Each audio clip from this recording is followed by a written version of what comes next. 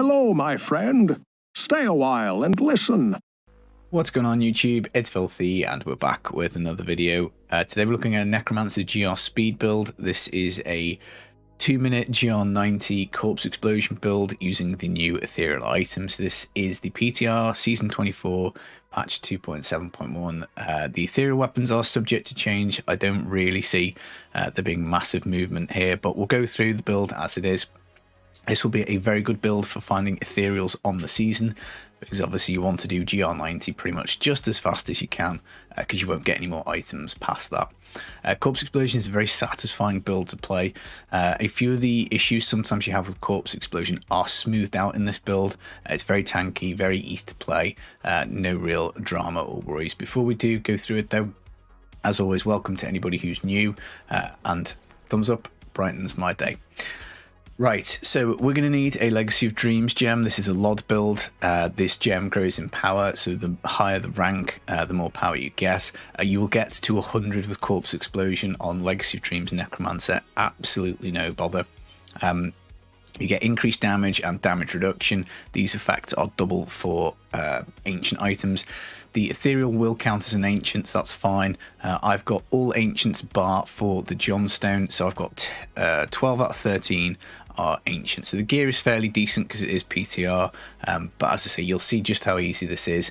You'll power up to this, no problem. And I will show you a GR100 build as well that does that in about 3-4 minutes. We just make a couple of changes for that. But yeah, first stop, Legacy of Dreams. Now, the Ethereal item we're going to use is going to be the Blackhand Key, the Necromancer Grave Wand. Now, this rolls with an int roll on it, which is fine. A bit more main stat is always going to be helpful. All the rest we don't really care about. Attack speed we don't really care about. Life percent will make us a little bit tougher, but again, you don't need to sweat the roll on that. You get a fixed 100% damage to all Necromancer skills. Brilliant. Cooldown. I've got the minimum roll here of 7, obviously 10% would be better. This is, as always with Necro, a cooldown heavy build. You get undead damage. This is a bit funky. It can be up to 50%, so obviously if you do get undead enemies, it just feels like butter, like absolute god rift. But you know, it just is what it is. Sometimes you won't get undead enemies, and that stat will do nothing for you. It ignores durability loss. And the last one, the reason why I love this one so much is cursed enemies are feared in place for 7 seconds. 7 seconds in this game is an eternity, so it means that we can avoid a lot of damage because pretty much everything gets frozen in place with the fear. It's not a freeze, but obviously they don't move, so that is kind of nice. And it also gives us pretty much 100% uptime on Krysbins, because anything that is cursed with our Aura of Frailty automatically gets feared. It therefore automatically takes extra damage. So it's like you deal damage as if you've always got Land of the Dead frozen lands up, which is absolutely amazing. Now, the other Necro items I don't think work quite as well, because you get an increased attack speed on this one. Again, I don't see that as a big deal for Corpse Explosion. We also get consecutive hits to enemies, increased damage on the sword. Again, the sword has got an elemental roll and much higher damage range, but because we can't automatically do Krysbins all the time, I do think it is kind of nice to play with this. And the fear will also help us out with move speed. But by all means, a Black Bog's Sharp, you know, you could use that in this build. I'm sure you would basically just have to probably swap the rune on Land of the Dead, which we will talk about a little bit. Now, otherwise, in terms of damage, we've got basically the Truggle's Corroded Fang. Now, this can be the power on the weapon, because obviously the Ethereal will roll with a random one.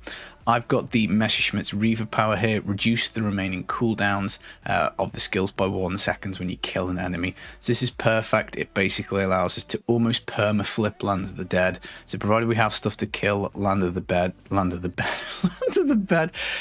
Dead will always be available. But if you get the Trag's power on here, that's fine. But this one obviously doesn't roll on a range. Reaver is just simply fixed, so it probably will be more beneficial to get the Trags in the cube if you can. Now, by all means, a Shadow Hook would be not that much far behind in damage. So again, if you got a Rylina's Shadowhook power on here, you could have a Messerschmitt's in a cube. So there's 2 or 3 powers I think that will work for this, but obviously this is the best one that we can come up with. Now in terms of damage, Corpse Explosion obviously benefits from the gloves, the Grasp of Essence. We basically get up to 200% increased damage, stacks 5 times. So obviously your first Corpse Explosion doesn't hit quite as hard as your 5th, but again, you've got so many corpses, so much Land of the Dead, that you should be keeping this bonus up quite a lot. We also have the Johnstone.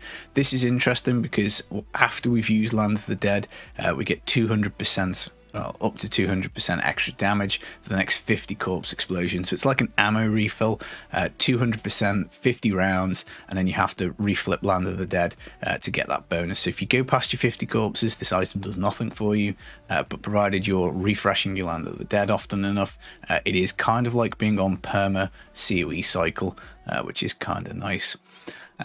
For damage, I think that probably is it. The rest is move speed. I suppose we've got the legendary gems, trapped obviously, corpse explosions, close range skill, so we get more damage out of this. The fear will count as a CC, but obviously the Bane is trapped, activates its own property itself. And then we do also have a Bane of the Powerful, 20% increased elite damage, and just general damage once we've killed an elite, which is brilliant. A little bit of damage reduction out of this as well. Righty here, what else have we got? So the rest is just move speed, I think, and utility. So we've gone for a unity just to make this tough and tanky. There is almost 0 risk of dying. You have to play really badly to die with this build, because this is a 50% damage reduction. We've got kind of like about 50-52% in the Legacy of Dreams gem itself. We've got an Aquila Cuirass. We are always at full essence because we don't spend any, so that is another 50% toughness. And we've got Dainty's Binding for yet again another layer of 50% toughness. The Curse is always out, so you're always benefiting from it, so that's kind of cool. And then the Golem Skin Breaches, we do get 30% damage reduction from these as well. We've put armor gems in to boost up toughness even further, so that's what I mean. It is very, very hard to actually die in this build, unless you just go around standing in explosions or something like that.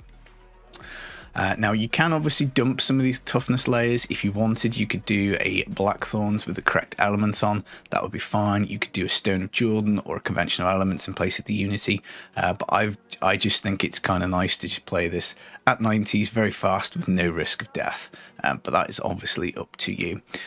We have got a Krelm's braces here. These basically mean that we can't get knocked back or slapped across the map. We can't get stunned. A arm guards would be nice here if you wanted to. Any braces would be fine. I just think these are probably the best in slot. Same for shoulders. Corruption, these are craftable at Hadrig, so it's very easy to get a nice pair. You just want corpse, explosion damage and cooldown on them.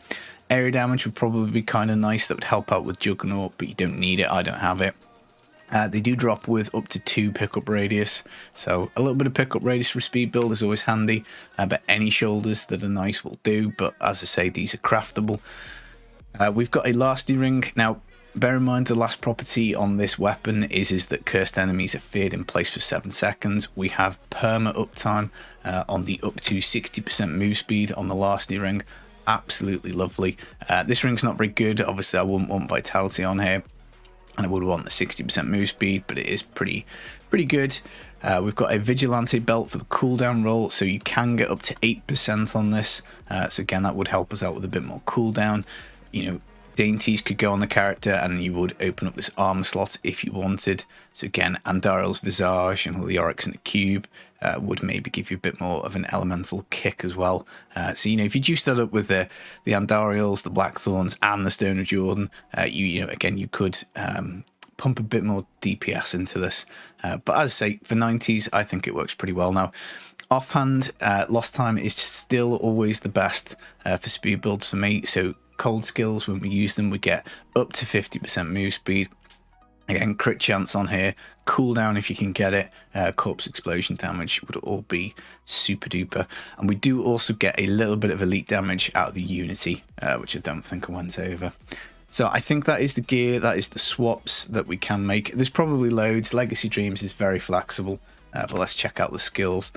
Corpse Explosion, we've gone for the poison rune, so we want poison on amulets and braces if we can get it. This is just basically more damage. If you look at Corpse Explosion, it's about 1000%. The close quarter, you're adding like 50% damage. It is a very good rune.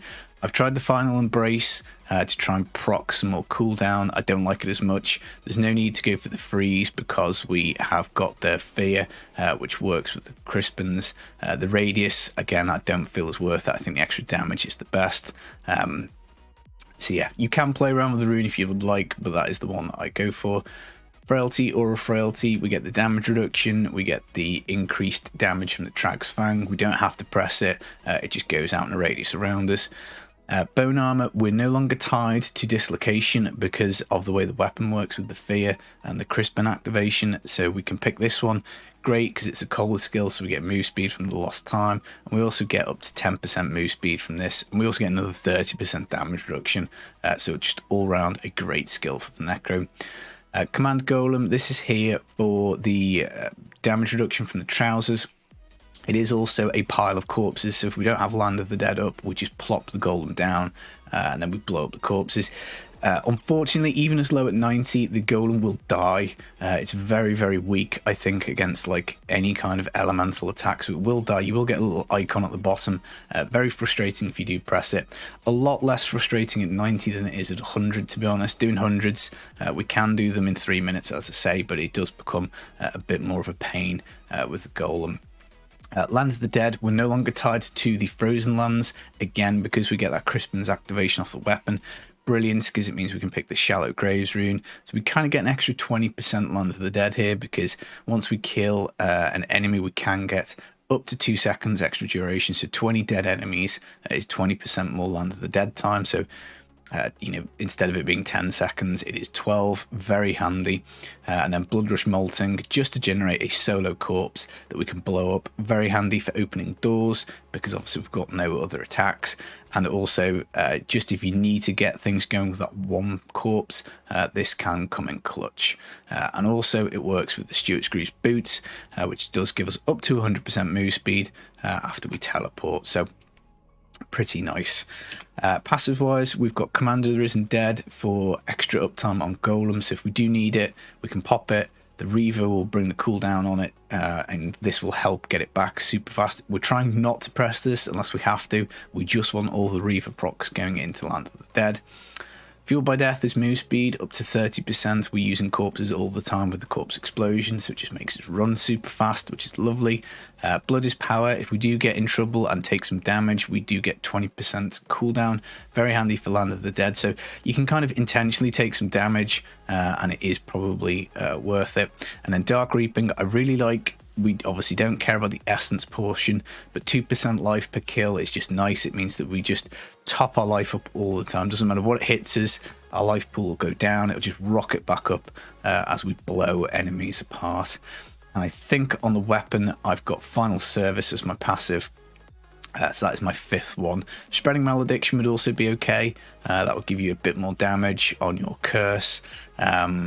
And then, you know, standalone would be fine. That would be a bit more toughness. If you happen to get that on your weapon, that's cool. You've only got 1 minion, so that'd be 90% armor. So that would be a pretty big toughness increase. But you know, we've kind of gone a little bit overboard on the toughness side. I don't know. Maybe we could swap that onto the character and try COE or something like that. Life from Death would also be okay. You get some health globes that would help you again with healing. So you know, there's a whole range of passives here that are a bit kind of, yeah, they're all right.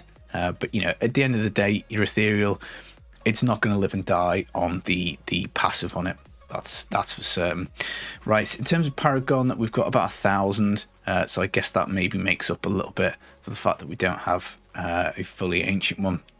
Now, when we go in, hopefully speaking, we'll find a cooldown pylon. It just makes the rift instantly over because the follower has got the flavour of time, so we get double pylon duration, so cooldown is just amazing. It's just perma Land of the Dead then.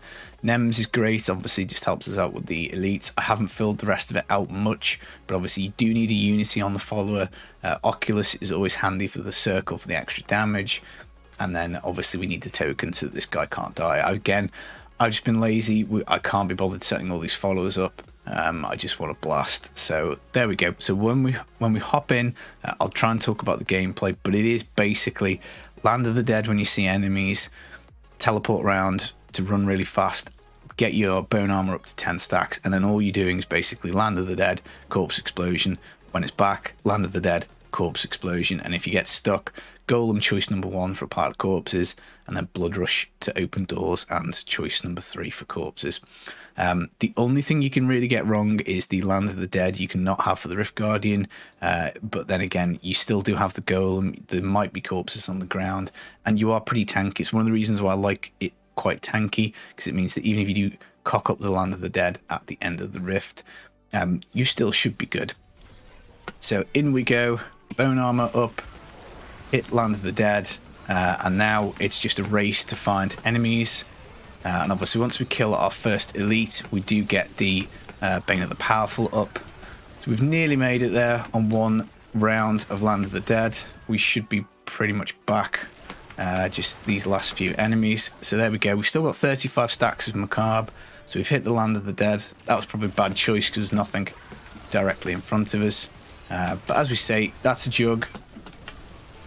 So we can hit that explosion. It does go off for the cheat death, but it does give us the cooldown for the final service passive, which sometimes you can use to your advantage like that. So yeah, you cooldown pylon. Rift will be over pretty quickly. I think the fastest I've done is about 90 seconds or so, which isn't too bad for Necro. We've got a lot of stuff to test for the Necro. I haven't looked at Bone Spirit as of yet. Doesn't look like it's in a terribly good spot, but we will have to see where we get to. So just waiting on Land of the Dead. It is now back up. Grab the speed pylon. Happy days. And off we go again. Yeah, not the best map, but I suppose you can see it at its worst, and that's always good. But a Festering Woods would have been quite nice, just to show you the unbelievable power if we do get a really nice map. And then we'll talk about the swaps for the GR100 build. Just in case you want, if you want the extra XP rather than just the super fast item find, then, by all means, that is certainly something that you can do. Condi, always helpful, generates corpses for us by killing stuff. So again, a pretty nice find. Doesn't look like we're going to get the cooldown or power pylon. But you can see the Land of the Dead's back insanely fast, which is great. And obviously skellies, undead enemies, just density really, I think is fine. So there you go, we've managed to flip it straight away there, which is nice. It looks like we'll do it again because we've got good density. So we'll just keep popping it. And then maybe we'll get to the Rift Guardian without it up, and then we can have a little see. Or maybe it'll be back. Let's see. What have we got? But yeah, it is back pretty quick. You're not going to be without it on the Guardian long. So I'm hoping that the toughness, if you do have to chill out a little bit, waiting for it to come back, the Land of the Dead that is, you will be fine.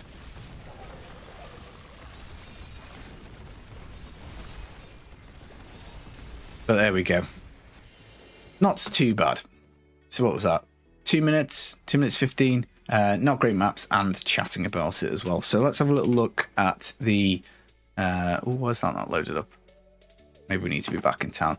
We'll have a little look at the GR100 build. We basically just pumped some more damage into that, which is, what makes it hit a little bit harder. It is slower because obviously we can't just like completely insta-wipe everything. It's not like a one-shot type of mechanic. Right, let's see. We'll just load up the leaderboard now. Yes. Okay, so this is it. 100 in 2 minute 59. If we have a look at the hero, the changes that we've done are the power on the Ethereal. We've gone for the Riley and Shadow Hook, so more essence is more damage. So we're looking to work in overwhelming essence. Definitely make sure you're picking up max essence as a secondary on your offhand if that's the way that you're going. And we have also dropped the larceny ring, so we don't move quite as fast, but we do work in convention of elements, so that does give us massive damage on poison window. So, you know, 990 paragon, 259 was the best we got on stream the other day. We didn't get any festerings. I think festering with a cooldown, you know, you would be talking like 2.5 minutes. It obviously just depends on the map, but this one here is very consistent. I've had plenty of ones, you know, under the kind of 2 minutes. Obviously you just need a little bit of density and a cooldown pylon, and that should be job is a good one.